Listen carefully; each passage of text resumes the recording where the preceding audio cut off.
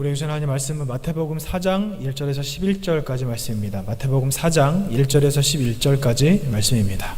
신약 성경 사면에 있습니다.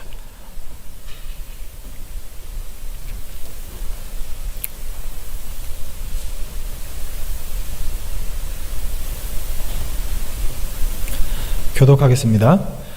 그때 예수께서 성령에게 이끌리어 마귀에게 시험을 받으러 광야로 나가사 40일을 밤낮으로 지리신 후에 줄이신지라. 시험하는 자가 예수께 나와서 이르되 내가 만일 하나님의 아들이거든 명하여 이 돌들로 떡덩이가 되게 하라.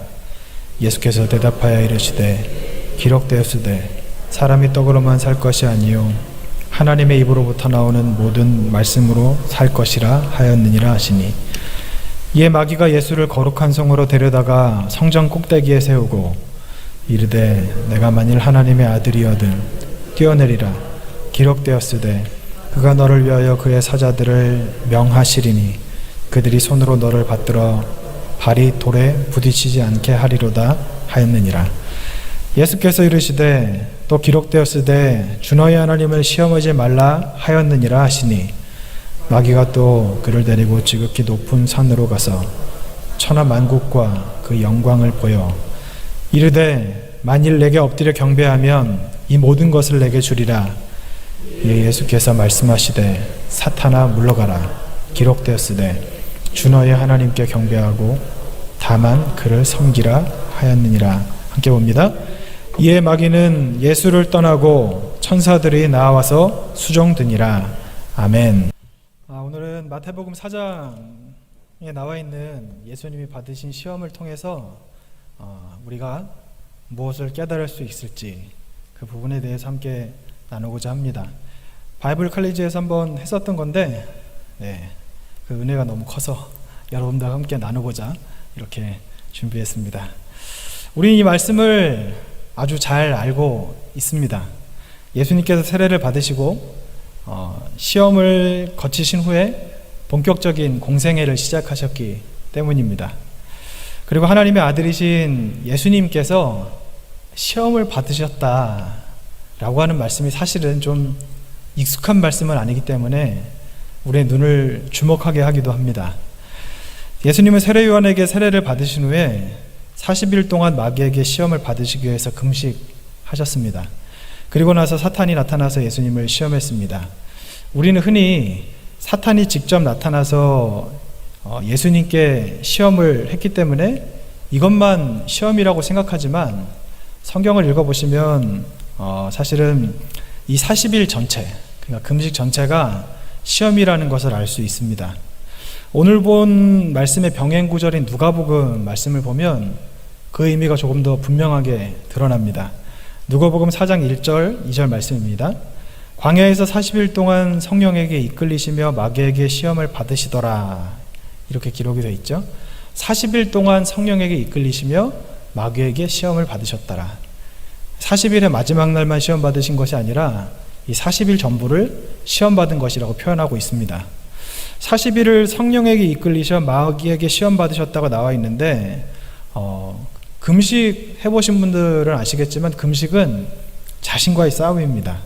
인간이 가지고 있는 가장 기본적인 욕구라고 할 수 있는 식욕, 이것을 절제하면서 하나님 앞에 나의 기도를 하는 것, 이게 보통 일은 아니죠. 금식 해보신 분들은 아시겠지만 유혹이 참 많습니다. 일상생활에서 금식을 한다는 것은 거의 불가능에 가깝다라고 이야기할 수도 있을 정도로 힘이 들고, 그리고 그렇기 때문에 금식하시는 분들은 일상생활보다는 자신을 일상에서 분리하고자 기도원에 많이 들어가시죠. 물론 일상에서 자신을 분리해서 기도원에 들어간다고 해도 금식이라고 하는 것이 사실 쉬운 일은 아닙니다. 보통 하루 이틀 금식은 그렇다 치고 일주일이나 아니면 열흘 혹은 21일, 30일, 40일 이렇게 금식을 하는 경우는 대부분 별일 없을 때 하진 않으시지 않습니까? 어떤 큰 문제가 있거나 아니면 돌파해야 될 중요한 일이 있거나 이럴 때 금식을 하잖아요. 근데 이렇게 금식을 한다고 해서 상황은 달라지지 않죠. 왜냐하면 금식한다고 바로 응답이 될 것 같으면 우리나라 금식기도원이 꽉꽉 들어찰 것이지만 그렇지가 않기 때문에 금식을 하다 보면 또 먹고 싶은 유혹도 있고, 그리고 내가 기도하고 있는 이것이 과연 잘하는 것인가 라는 생각이 들기도 합니다. 이런다고 뭐가 달라지나? 이런 생각이 들기도 하겠죠. 그런데 금식이 하나님께 나아가는 가장 적극적인 방법이라고 하는 것에는 아마 대부분 동의하실 텐데, 사탄의 입장에서 생각해 본다면, 사탄의 입장에서 성도가 하나님께 더 가까이 나아간다, 금식을 통해서, 그러면 사탄이 가만히 있을 이유가 없죠. 더 많은 유혹을 주고 하지 못하게 방해를 하는 것이 당연한 일 아니겠습니까? 그렇기 때문에 이 금식 자체가 굉장히 큰 시험이라고 할 수 있습니다. 예수님께서는 40일 동안 줄이셨습니다. 학자들은 이 40일 동안 예수님께서 광야에서 금식하신 것을 이스라엘이 출애굽한 다음에 40년 동안 광야 생활을 했던 것의 모형이라고 말합니다. 사실 이 말씀을 보면 그 말이 굉장히 공감이 가기도 합니다. 시험하는 자 마귀가 예수님께 모습을 드러내서 예수님의 40일 금식이 끝난 다음에 첫 번째 시험을 합니다. 마태복음 4장 3절입니다. 시험하는 자가 예수께 나와서 이르되 내가 만일 하나님의 아들이거든 명하여 이 돌들로 떡덩이가 되게 하라. 뭐 잘 알고 계시는 배고픈 예수님께 돌을 떡으로 만들라. 예수님께서는 이 사탄의 시험에 대해서 이렇게 대답하시며 거절하십니다. 마태복음 4장 4절입니다. 예수께서 대답하여 이르시되 사람이 떡으로만 살 것이 아니요 하나님의 입으로부터 나오는 모든 말씀으로 살 것이라 하였느니라 하시니. 예수님께서는 시험을 거절하셨습니다. 왜 거절하셨을까요? 예수님이 돌을 떡으로 만들 능력이 없으셔서 거절하신 것은 일단 아니죠. 오병이어와 7병사어의 기적을 보면 예수님은 돌을 얼마든지 떡으로 만드실 수 있는 분이고, 그 기적 자체가 어떤 하나님 앞에 범죄가 된다거나 하나님의 뜻을 어기는 것은 아닙니다.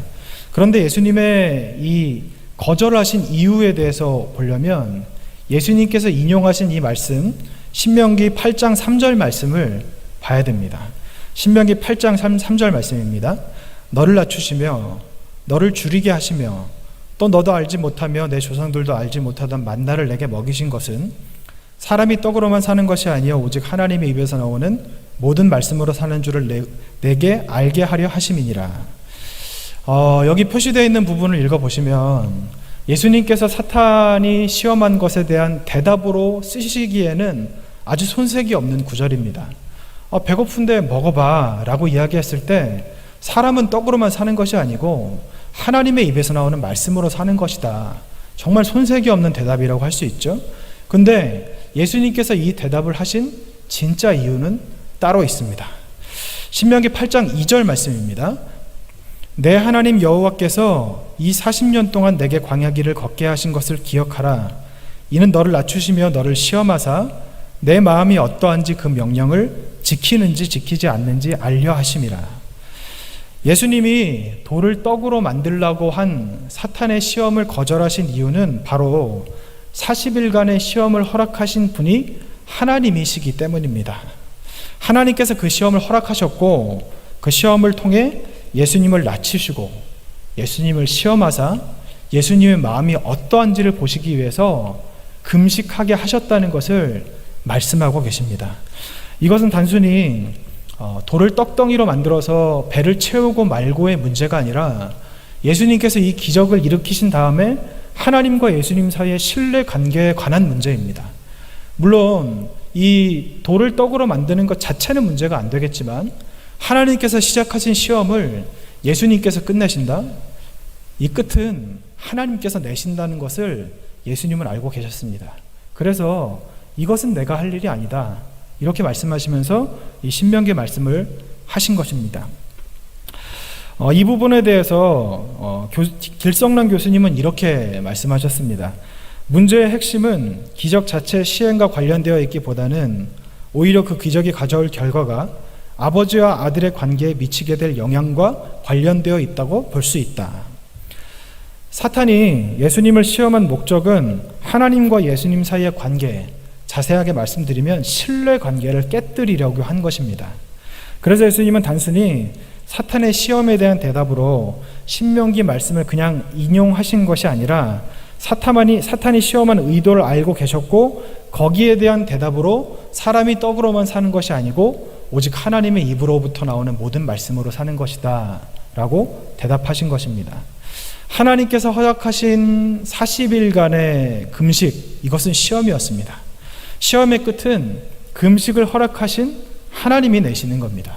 예수님께서 그 능력을 가지고 계신다 하더라도 하나님께서 시작하셨기 때문에 하나님께서 끝내시는 것이 맞다, 이렇게 말씀하고 계신 겁니다. 사탄의 두 번째 시험을 보겠습니다. 마태복음 4장 5절 6절 말씀입니다. 성전 꼭대기에 세우고 이르되 내가 만일 하나님의 아들이어든 뛰어내리라. 기록되었으되 그가 너를 위하여 그의 사자들을 명하시니 그들이 손으로 너를 받들어 발이 돌에 부딪히지 않게 하리로다 하였느니라. 예수님을 그 성전 꼭대기로 모시고 가서 뛰어내리라고 하는 건데요. 뛰어내려도 하나님께서 보호하실 것이라고 유혹하고 있습니다. 이게 참 재미있는 것은 사탄이 성경 말씀을 인용한 거예요. 그리고 이 성경 말씀, 사탄이 말한 그 말 자체는 틀린 말이 아닙니다. 이 구절은 시편 91편 11절 12절인데요. 그가 너를 위하여 그의 천사들을 명령하사 내 모든 길에서 너를 지키게 하심이라. 그들이 그들의 손으로 너를 붙들어 발이 돌에 부딪히지 아니하게 하리로다. 시편 21편은 모세가 지은 시입니다. 이 시편 91편은 모세가 지은 시인데 11절 12절 앞에 있는 말씀을 보면 하나님을 신뢰하는 자가 어떤 모습으로 살아가는지에 대해서 기록하고 있습니다. 그렇기 때문에 이 시편 91편은 하나님을 신뢰하는 자는 어떻게 사는 사람이고 그 신뢰하는 자를 하나님께서 항상 지키시고 보호하신다. 이것이 시편 91편의 주제라고 할 수 있습니다. 여기에 말씀하시는 다시 한번 말씀을 띄워주시겠어요? 예.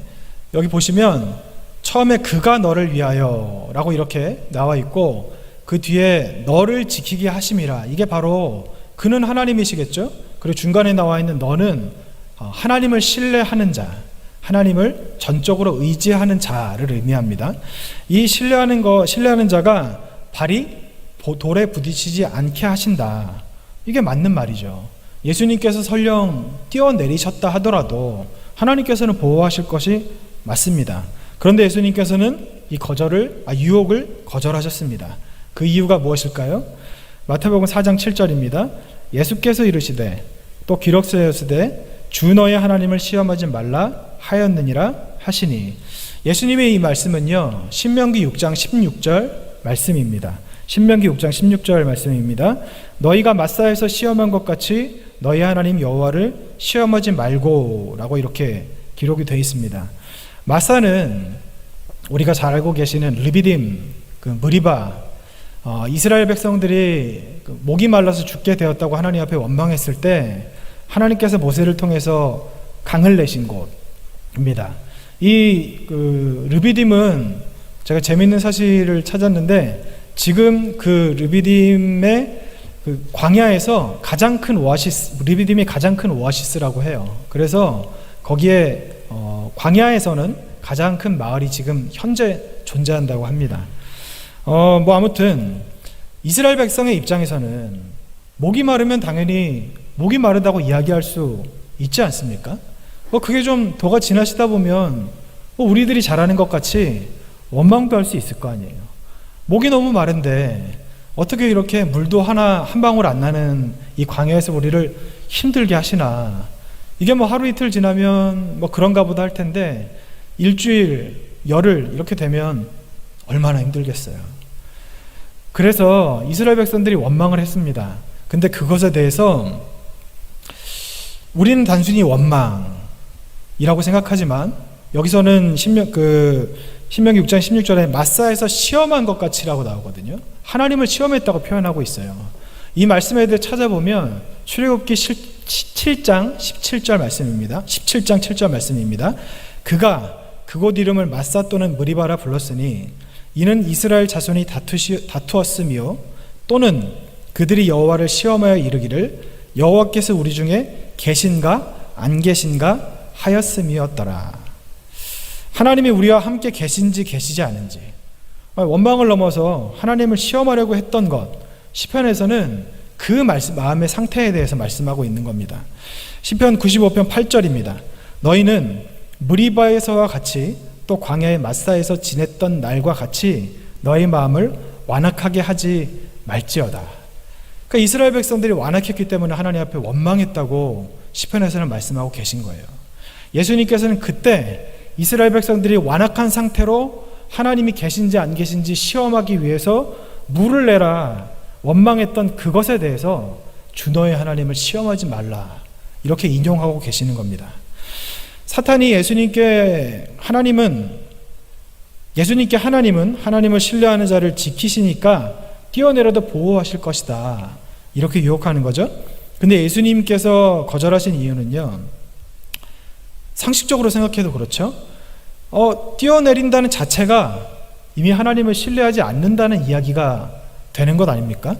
여러분, 신뢰, 믿음이 무엇입니까? 뛰어내려 봐야 아는 겁니까? 아니면 뛰어내리지 않아도 아는 겁니까? 사탄은 안 뛰어내리려고 이미 하나님께서 안 뛰어내려도 이미 하나님께서 보호하신다는 것을 알고 있었습니다. 성경에 그렇게 있고 그렇게 기록이 돼 있고 하나님은 시건치 않으시는 분이라는 것도 사탄은 알고 있었기 때문에 이미 다 알고 그렇게 이야기를 했던 것이죠. 그런데 뛰어내려 보라고 하는 것은 하나님이 함께 계신가 계시지 않은가 시험해 보라는 말밖에 되지 않습니다. 바로 이 하나님을 향한 신뢰를 깨버린다는 이야기가 되는 것이기 때문에 예수님께서는 그렇게 하지 않았던 것이죠. 여러분의 자녀들이 여러분이 그 자녀들을 사랑한다는 것을 시험하기 위해서 예를 들어서 물에 뛰어든다던가 아니면 높은 곳에서 뛰어내리려 한다던가 이러면 뭐라고 생각하시겠어요? 정상이 아니라고 생각하실 것 아닙니까? 지금 그걸 하라고 하는 거예요.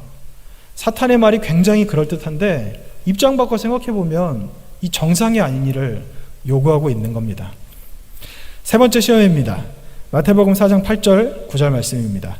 지극히 높은 산으로 가서 천하 만국과 그 영광을 보여 이르되 만일 내게 엎드려 경배하면 이 모든 것을 내게 주리라. 이 부분에 대해서 어떤 분들은 사람의 그 권세를 향한 욕심에 대한 시험이다, 이렇게 말씀하시는 분들도 계신데, 예수님께서 이 땅에 오신 목적이 뭐죠? 무엇을 위해서 이 땅에 오셨습니까? 그 아버지의 이 뜻을 이루시기 위해서 오셨죠. 하나님 아버지의 뜻을 이루기 위해서. 그럼 하나님 아버지의 뜻은 무엇입니까? 예수님께 십자가에 달려서 돌아가시고 죽은 우리를 살리시는 것. 요한복음 6장 39절입니다. 나를 보내신 이의 뜻은 내게 주신 자 중에 내가 하나도 잃어버리지 아니하고 마지막 날에 다시 살리는 이것이니라. 바로 사탄의 노예가 되어서 지옥으로 갈 수밖에 없는 필멸의 존재인 우리들을 살리시고 생명을 주시기 위해서, 그러니까 다시 말씀드리면 사탄의 노예가 되어서 지옥에 갈 수밖에 없는 우리들을 천국으로 다시 데려가시기 위해서 예수님께서 오신 겁니다. 그런데 예수님께 사탄이 했던 제안은 하나님께서 예수님을 이 땅에 보내신 그 하나님의 목적을 한 번에 이룰 수 있는 제안입니다. 천하만국과 영광을 보였다고 되어 있거든요. 우린 그냥 천하만국과 영광이라고 하니까 온 세계에 온갖 귀한 것, 부귀와 영화를 보였다고 생각하시겠지만 천하만국 안에는요 사람들이 있어요. 백성들이 있습니다. 그러니까 하나님께서 예수님에게 주신 그 양들을 다시 살리시기 위해서 이 땅에 오셨는데 사탄이 그러는 거예요. 네가 나한테 절하면 나중에 너 십자가 져야 되잖아. 그거 안 져도 되게 해줄게. 다 줄게 그냥. 지금 이 땅에 사는 모든 사람들은 다 내 밑에 있는데 내 자녀들이나 마찬가지인데 내가 그거 다 줄게. 이런 이야기를 하는 겁니다. 예수님은 이 땅에 오신 목적을 한 번에 이루실 수 있는 이 지름길을 이런 지하에 거절하십니다. 마태복음 4장 10절입니다. 예수께서 말씀하시되 사탄아 물러가라.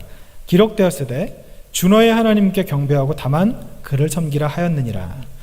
이 말씀은 신명기 6장 13절 말씀인데요. 신명기 6장이 아까 나왔지만 신명기 6장 말씀을 예수님께서 계속해서 인용하시는 이유는 무엇이냐면 구약시대에 하나님께서 이스라엘과 그 하나님 사이에 율법을 세우셨죠. 그 율법의 정수가 담겨있는 것이 바로 신명기 6장입니다. 하나님을 섬겨야 되고 하나님은 한 분이시고 그 하나님만 사랑해야 되고 하나님만 의지해야 된다. 이것에 관한 말씀이 나와 있는 게 신명기 6장이거든요. 그래서 주석학자들은 신명기 6장을 율법에서 가장 위대하고 가치 있는 장이다, 이렇게 설명하기도 합니다. 예수님께서 신명기 말씀을 인용하신 이유는요, 하나님을 향한 충성심, 그러니까 예수님께서 하나님께 충성하는 그 마음이 있으셨죠. 충성하셨죠. 그 충성심을 사탄, 자기에게로 돌리려고 하는 그 속셈을 알고 계셨기 때문에 인용하신 거예요. 네가 아무리 어떤 목적을 빠르게 이룰 수 있는 그런 길을 제시한다 하더라도 내 아버지는 하나님 한 분밖에 계시지 않는다. 나는 너에게 절을 하지 않는다. 그렇게 말씀하고 계신 겁니다. 이렇게 해서 예수님께서는 이 40일간의 시험을 잘 이기셨고 11절에 보시면 천사들이 나와서 수정 들었다고 기록이 되어 있는데, 그 수정이라고 하는 단어의 어원을 보면 음식을 제공하고 보호했다, 이런 뜻이 있습니다.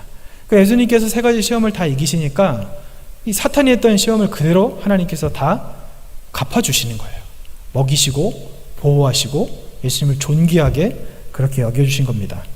그렇다면 예수님께서 받으신 이 시험이 우리에게 어떤 의미가 있을까? 이것을 좀 알아보고자 합니다. 학자들 중에는 예수님이 그 시험을 통과하신 것 자체만으로도 굉장히 큰 의미가 있다고 말하는 사람들이 많습니다. 뭐냐 하면 예수님의 하나님의 아들 되심을 확증하는, 더욱더 확고히 하는 시험이었다, 이렇게 표현하고 있는데 맞는 말이죠. 그런데 여기에서 더 우리가 알아보고자 하는 더 중요한 것이 있습니다. 히브리서 4장 15절 말씀입니다. 우리에게 있는 대제사장은 우리의 연약함을 동정하지 못하실 리가 아니요 모든 일에 우리와 같이 시험을 받으시니로되 죄는 없으시니라. 예수님의 시험을 받으셨는데 모든 일에 우리와 똑같이 시험을 받으셨대요. 그래서 또 학자들은 예수님이 우리와 똑같은 시험을 받으셨다는 것은 말이 안 된다, 이렇게 말하는 사람들도 있습니다. 우리는 이 시간을 통해서 예수님께서 받으신 시험이 정말 우리가 받은 시험과 관계가 있는지, 있다면 어떤 의미가 있는지에 대해서 좀 더 깊게 알아보기 원합니다. 히브리서 4장 15절에 그 모든 일에 우리와 똑같이 시험을 받으셨다고 나와 있는데 그게 가능할까요? 어떻게 생각하십니까? 어떤 학자들은 그래요. 아까 이야기했던 예수님은 우리와 똑같은 시험을 받으실 수 없다, 그렇게 말하는 학자들도 있고, 근데 그거는 성경하고 다르잖아요. 히브리서 2장 8절과 히브리서 4장 15절에 우리와 똑같은 시험을 받으셨다고 두 번이나 기록되어 있기 때문에 그 학자들이 이제 한 발 타협해가지고 이런 이야기를 하는 거예요. 예수님이 받으신 시험은 우리와 똑같진 않고 마태복음과 누가복음과 마가복음에 기록되어 있는 이 사탄이 나타나서 한 세 가지 시험, 이것에 국한된다, 이렇게 말하는 학자들이 좀 많습니다. 정말 그럴까요? 예수님께서 받으신 시험에 대해서 알아보기 전에 먼저 우리는 시험이 무엇인지를 알아야 합니다. 야고보서 1장 13절 14절 말씀입니다. 사람이 시험을 받을 때 내가 하나님께 시험을 받는다 하지 말지니 하나님은 악에게 시험을 받지도 아니하시고 친히 아무도 시험하지 아니하시느니라.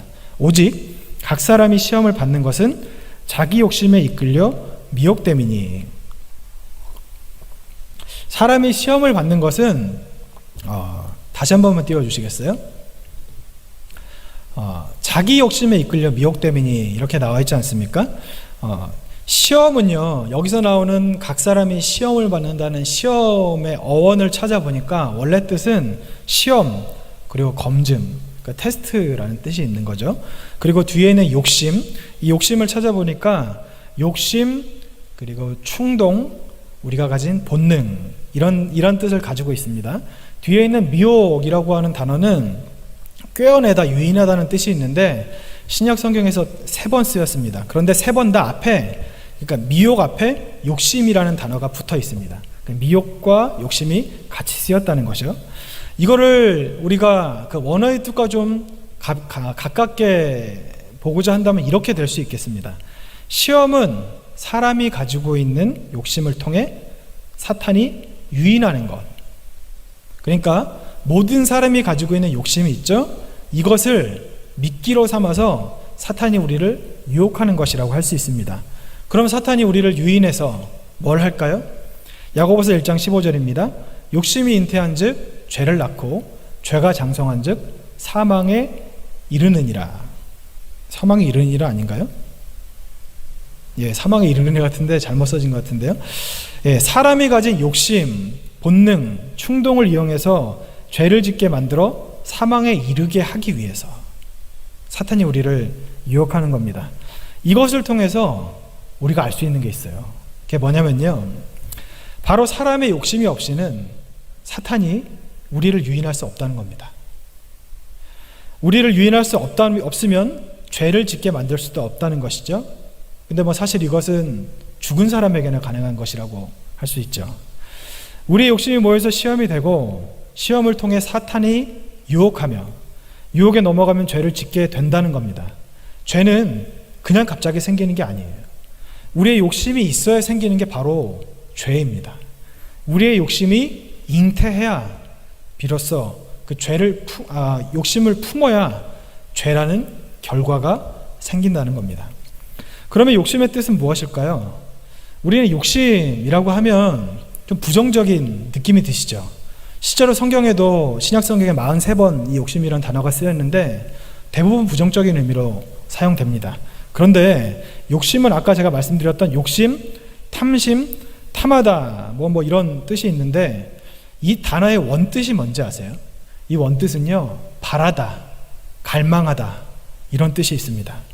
실제로 여기에 쓰인 이 욕심이란 단어가 누가복음 22장 15절에는 어떻게 나와 있냐면요, 예수님께서 제자들과 함께 먹기를 원한다. 이 원한다가 욕심으로 쓰였습니다. 그 단어라는 거죠. 우리는 욕심이라는 것에 대해서 부정적인 인식, 탐심, 욕심, 탐욕 이렇게 부정적인 인식을 가지고 있지만 사실 욕심은요, 우리의 본능이고 욕구이기 때문에 그것 자체가 죄는 아닙니다. 야고보서 1장 15절에 보면요, 욕심 자체가 죄가 아니라고 나와요. 욕심이 잉태한 즉 죄를 낳은 것이지 욕심이 죄라고 말씀하신 적이 없습니다. 충동은 죄가 아니에요. 우리의 본능이기 때문이죠. 여러분, 배가 고프면 밥을 먹는데 배고파서 밥 먹는 사람한테 죄인이라고 말할 사람 없죠? 졸려가지고 잠을 자는데 잠자리에 누운 사람 보고 게으르다고 죄인이라고 말할 사람 없습니다. 그리고 볼 일이 급해서 화장실을 가야 되는데 이 자기 몸도 하나 통제하지 못하는 부족한 죄인 이렇게 말할 사람이 없다는 거예요. 욕심은요, 죄가 아닙니다. 에베소서 4장 26절입니다. 분을 내어도 죄를 짓지 말며 해가 지도록 분을 품지 말고. 분이 뭡니까? 화죠. 우리는 화내면 죄 짓는 것 같이 생각을 하잖아요. 근데 여러분 보세요. 분과 죄는 따로예요. 화 자체, 분을 내는 것 자체가 죄가 아니라고 말씀하는 겁니다. 분이 무엇입니까? 화를 내는 게 무엇이에요? 여기서 말씀하시는 분이라고 하는 것은요, 사람이 자연 발생적으로 내는 화를 이야기합니다. 누군가 나에게 해를 끼쳤을 때 내가 화를 내야지라고 생각해서 하는 것이 아니라 내 본능적으로 나는 화 있잖아요. 내가 길을 걸어가다 갑자기 횡단보도를 건너는데 오토바이가 휙 지나가면 놀라죠. 그리고 거기에 사람들이 화를 내죠. 안 내시는 분들도 있겠지만 이런 화를 이야기하는 겁니다. 이건 죄가 아니라는 거예요. 우리가 이것을 통해서 알 수 있는 것이 하나 더 있는데요. 그게 뭐냐면요, 욕심을 통해 시험 받는다는 것인데 욕심이 없으면 시험을 받지 않는다는 이야기입니다. 아까 제가 말씀드렸던 것과 비슷한 내용인데요. 우리가 오늘 읽은 본문을 보면 예수님은 시험을 받으셨습니다. 시험을 받으셨다는 것은 어떤 것을 의미하냐면요, 예수님께도 욕심이 있다는 것을 의미합니다. 이것에 대해서 인정하는 학자들도 있고 인정하지 않는 학자들도 있지만 대부분은 인정합니다. 오늘 우리가 읽은 말씀 2절에 보면요, 예수님께서 40일 동안 금식하신 후에 줄이신지라. 배가 고프셨다는 거예요. 예수님께도 우리와 똑같은 본능, 욕구가 있었다고 말씀하는 겁니다. 마귀가 한 3가지 시험을 각각 다른 욕구에 대한 시험입니다. 이 부분에 대해서 여러 가지 다른 이야기와 주장들이 있지만 오늘 시간 관계상 다음에 혹시 기회가 있다면 알아보도록 하겠습니다. 우리가 예수님이 당하신 시험을 통해서 분명히 알 수 있는 것 한 가지는 예수님도 우리와 똑같은 욕구를 가진 똑같은 사람이셨다는 겁니다. 다른 측면에서 생각해 볼까요? 에스겔 28장을 보면요, 하나님께서 사탄을 만드셨을 때에 대해서 기록하고 계신데, 하나님이 만드신 모든 피조물 중에 가장 완전한 자가 사탄입니다. 모든 지혜를 가지고 있고 가장 아름다웠던 자라고, 모든 길에서 완전했다고 성경에 기록되어 있어요. 그러면 이렇게 볼 수 있습니다. 지금 이 세상에 존재하는, 그러니까 하나님과 예수님과 성령님 빼고 존재하는 모든 존재 중에 가장 지혜로운 것은 사탄입니다. 성경에 그렇게 기록되어 있으니까요. 사탄이 그러면 바보가 아니죠? 똑똑하죠. 사탄의 입장에 생각을 해볼까요? 그렇게 똑똑한 사탄이 예수님께서 시험을 해도 넘어오지 않는다는 것을 알고 있으면 시험을 할 이유가 있을까요? 사탄이 예수님을 시험했다는 것은요, 예수님이 시험에 넘어올 가능성이 있었기 때문에 사탄이 거기에 베팅을 한 겁니다. 이 부분에 대해서 IBP 난제성경 주석에서는 이렇게 이야기합니다. 마태복음 4장 시험을 보면 그 검증이 실제였다는 점, 이는 실패 가능성이 있음을 암시하는 것으로 보인다. 이것을 분명하게 암시한다. 이렇게 이야기하고 있는데요. 사탄이 바보가 아닌 이상 시험에 넘어오지 않을 예수님께 시험할 이유가 없습니다. 예수님께서 시험에 넘어갈 가능성이 없으신데 성령께서 그 예수님을 광야로 이끄셨을 이유도 없고요. 그리고 예수님은 전혀 아무렇지도 않은데 사탄이 시험을 하니까 그냥 전혀 아무렇지도 않지만 시험에 이렇게 당해주는 척 하신 것이 아니라는 겁니다. 이 부분에 대해서 좀 더 자세히 알고 싶으신 분들은 창세기 22장의 아브라함의 시험에 대해서 한번 묵상해 보시기 바랍니다. 제가 아는 분 중에 돈에 관심이 없는 분이 계세요. 부유하게 사시는 분인데요, 돈에 관심이 없어요. 진짜 돈에 관심이 없어요. 그분은 돈이 생기면요, 이걸 가지고 일단 돈이 딱 생기면 주위를 둘러보신대요. 내 주위에 힘들고 어려운 사람이 있나? 있으면 그냥 다 갖다 주시는 거예요. 그분에게 돈이 시험이 될 수 있을까요? 시험이 안 돼요. 될 수가 없어요. 마찬가지인 겁니다. 예수님께 사탄이 나타나 시험을 했다는 것은 예수님이 그 시험에 넘어갈 가능성이 있다는 것을 사탄이 알았기 때문에 시험을 했다는 거예요. 한마디로 말씀드리면요, 하나님과 예수님과 사탄이 성경에 기록되게 하려고 연극한 게 아니라는 겁니다. 사탄은 최선을 다해서 예수님을 유혹했고, 예수님은 예수님이 가진 최선을 다해서 그 시험을 거절했습니다. 하나님은 그것을 지켜보고 계셨겠죠? 예수님은 단순히 마태복음 4장에서의 이 시험, 이 일회성 시험만 받으신 것이 아닙니다. 우리와 똑같이 배고픔도 느끼셨고, 그리고 외로움도 느끼셨고, 피곤함도 느끼셨고, 때로는 분노도 느끼셨습니다. 예수님이라고 인정받고 싶은 마음이 없으셨을까요? 예수님이라고 편한 길을 가고 싶은 마음이 없으셨겠습니까? 이 부분을 잘 나타내는 것이 바로 겟세마네에서의 예수님의 기도입니다. 예수님 뭐라고 하십니까? 하나님과 정말 분투하듯이 기도하시고 난 다음에 나의 원대로 하지 마시고 아버지의 원대로 하시옵소서. 예수님이 원하시는 게 있었다는 거예요. 편한 길을 가고 싶은 마음이 있었다는 겁니다. 이 잔을 내게서 옮기시옵소서. 이게 뭡니까? 안 하고 싶으신 거잖아요. 이 겟세마네의 기도도 사실은 하나의 큰 시험이라고 볼 수 있습니다. 예수님의 이 시험에 대해서 19세기의 성서학자인 웨스트 스코엇은 이렇게 이야기했습니다. 죄에 굴복하지 않은 사람만이 가장 깊은 유혹의 힘을 알 수 있다. 죄를 범하는 자는 유혹이 최고 수준에 도달하기 전에 유혹에 굴복하기 때문이다. 실패한 사람은 누구나 직전의 압박에 굴복한 것이다. 어떤 학자들은요, 히브리서 4장 15절에 예수님께서 모든 일이 우리와 같이 시험을 받으셨다는 구절을 동의하지 않기도 합니다. 왜냐하면 그 4장 15절 뒤에 그러잖아요. 죄가 없으셨던 분이기 때문에. 그러니까 죄가 없으시니까 당연히 모든 일에 시험을 받을 수 없으신 게 아닌가 이렇게 이야기하고 있지만 여러분 그걸 아셔야 돼요. 뭐냐면요, 예수님께서는 죄가 없으셔서 시험을 이기신 게 아니라 죄는 시험 이후에 오는 거거든요. 시험이 없이 죄가 오질 않거든요. 시험을 이기셨기 때문에 죄가 없으신 분이라는 그런 말을 듣게 되었다는 겁니다. 우리는 예수님이 죄가 없으니까 당연히 시험을 안 받으시지 이렇게 생각하지만요, 그게 아니에요. 시험을 이기셨으니까, 유혹과 시험과 이런 고난을 다 이기셨으니까 죄를 짓지 않으셨다는 결론이 나온 것이고, 그게 바로 히브리서 4장 15절에 쓰여있는 말씀이라는 겁니다.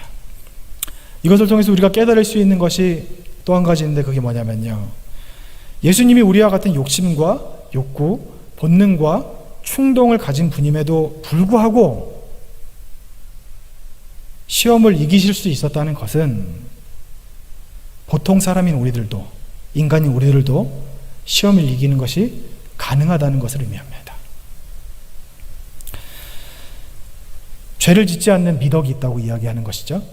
근데 성경을 보면 죄를 안 지은 분이 예수님밖에 안 계신 거예요. 예수님밖에 없잖아요. 누가 있어요? 죄를 안 지으신 분이. 아브라함도 죄 지었죠. 모세도 죄 지었죠. 다윗도 죄 지었죠. 신약으로 넘어와서 베드로, 야고보, 요한, 바울 다 죄 짓지 않았습니까?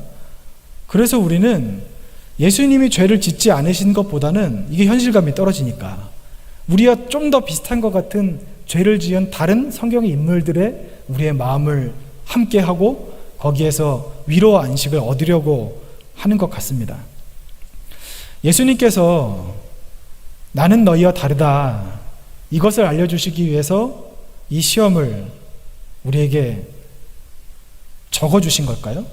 히브리서 4장 15절에 말씀하신 것이 그냥 말씀하신 것 같이 단순히 우리의 연약함을 동정하시기 위해서 시험을 받았다는 것을 알려주시기 위해서 시험을 받으신 것일까요? 예수님은 우리와 똑같은 인간이셨고 시험을 받으셨지만 그 시험을 이기심으로 말미암아 죄를 짓지 않으셨던 것 같이 우리도 예수님을 따라야 한다는 것을 알려주시기 위해서 이 시험에 대해서 기록하신 것입니다. 예수님은 요한복음에서 이렇게 말씀하셨죠. 내가 길이요 진리요 생명이니. 상징적인 의미가 아닙니다. 길이라는 게 뭔가요? 두텁바위로가 뭐죠? 여기 있는 길이잖아요. 이 도로를 이야기하는 거잖아요. 예수님이 길이라는 것은요, 예수님이 실제로 길이라는 거예요. 예수님께 가려면 예수님이 가신 길을 따라가야 된다는 겁니다. 예수님을 따르라 이렇게 말씀하시는 것이죠. 예수님께서 그 삶으로 우리에게 분명한 길을 보이셨는데 우리는 예수님을 보는 것이 아니라 자꾸 성경의 다른 인물들을 바라봅니다. 믿음의 조상 아브라함도 죄를 지었는데, 민족의 지도자 모세도 죄를 지었는데, 하나님의 마음에 합했던 자 다윗도 죄를 지었는데, 예수님이 사랑했던 제자들 베드로, 야고보, 요한도 죄를 지었는데, 성경에 가장 많은 책을 쓴, 신약성에 가장 많은 책을 쓴 바울도 죄를 지었는데 라고 생각하면서 그들이 죄를 지었으니까 내가 죄를 짓는 것은 어떠면 당연하다 라고 생각할 수도 있습니다. 근데 여러분, 예수님께서 아브라함이 우리의 길이라고 하셨습니까? 모세가 우리의 길이라고 하셨나요? 베드로, 야고보, 요한, 바울이 우리의 길이라고 하셨습니까? 예수님께서 보여주신 길, 우리의 표대는 예수님밖에 없습니다. 다른 것을 바라보고 기준을 정하지 말고 예수님만 바라보라고 우리에게 말씀하고 계시는 겁니다. 하나님께서는 우리에게 내가 거룩하니 너희도 거룩하라 이렇게 말씀하셨죠. 내가 거룩하니 너희도 거룩하라. 너희는 여호와 앞에서 온전하라. 너희는 내 앞에서 행하여 완전하라 이렇게 말씀하셨습니다. 하나님께서 우리에게 보여주신 기준이 있는데 그게 뭐냐면요, 바로 완전이에요. 거룩입니다. 이 거룩한 삶을 사신 분이 바로 예수님이세요.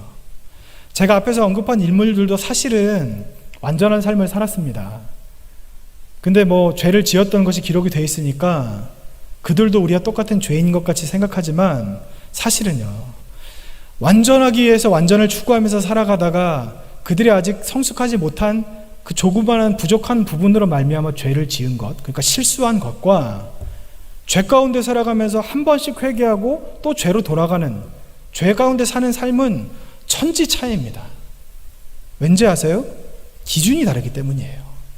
하나님을 바라보고 살다가 잠시 낙오하고 곁길로 든 것과 하나님은 상관없이 내가 가고 싶은 길로 가다가 잠시 하나님을 바라보는 것은 천지 차이라는 거예요. 우리가 사는 이 시대는 너무나도 완전, 거룩, 그리고 죄에 대해서 무뎌진 시대입니다. 사회나 개인, 그리고 심지어 교회까지도 죄에 대해서 너무나도 관대하게 이야기하는 그런 시대, 그리고 문화입니다. 그래서 우리는 어쩌면 우리가 인간이기 때문에 죄를 짓는 것은 당연한, 필연적인, 죄와 우리는 죽을 때까지 같이 갈 수밖에 없는 필연적인 존재라는 것을 생각하고 거기에 어느 정도의 내 마음을 좀 이렇게 두면서 그렇게 살아가고 있지는 않은지 모르겠습니다. 하지만 여러분, 우리가 기준을 낮추면 우리는 결코 완전에 도달할 수 없습니다. 다다를 수 없고 도달할 수 없습니다. 하나님께서는 죄를 미워해야 된다고 말씀하셨어요. 왜냐하면 거룩해지기 위해서, 완전해지기 위해서는 죄가 있으면 안 되기 때문에. 마가복음에서 예수님께서 그 하나님의 마음을 이렇게 전하셨습니다. 마가복음 9장 43절부터 47절까지 말씀입니다. 만일 내 손이 너를 범죄하게 하거든 찍어버리라. 만일 내 발이 너를 범죄하게 하거든 찍어내버리라. 만일 내 눈이 너를 범죄하게 하거든 빼버리라. 예수님께서 왜 이렇게 극단적으로 말씀하실까요? 죄에 대해서 피 흘리기까지 싸우라고. 죄가 그만큼 무섭기 때문에, 죄가 있으면 거룩할 수 없기 때문에, 죄가 있으면 완전할 수 없기 때문에, 죄가 있으면 천국 갈 수 없기 때문에. 여기서 예수님께서 말씀하신 만일 내 손이 너를 범죄하게 하거든, 만일 내 발이 너를 범죄하게 하거든, 만일 내 눈이 너를 범죄하게 하거든, 말씀하시는 너는요, 단순히 제자들만 향해서 말씀하신 게 아니에요. 모든 믿는 자들을 향해서 말씀하신 겁니다. 요즘으로 치면 이래요.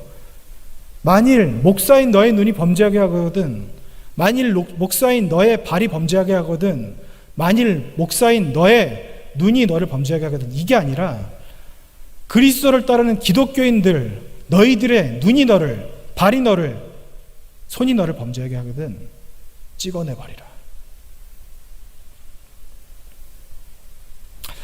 예수님께서는 평생의 삶을 통해 시험을 이기시고 죄를 짓지 않으셨고 우리에게도 예수님과 같은 수준을 요구하고 계시는데 우리는 왜 죄에 대해서 심상히 여기고 마귀에게 틈을 주면서 예수님의 말씀대로 살지 않고 적당히 타협하면서 편안하게 사는 삶을 선택하고 있습니까?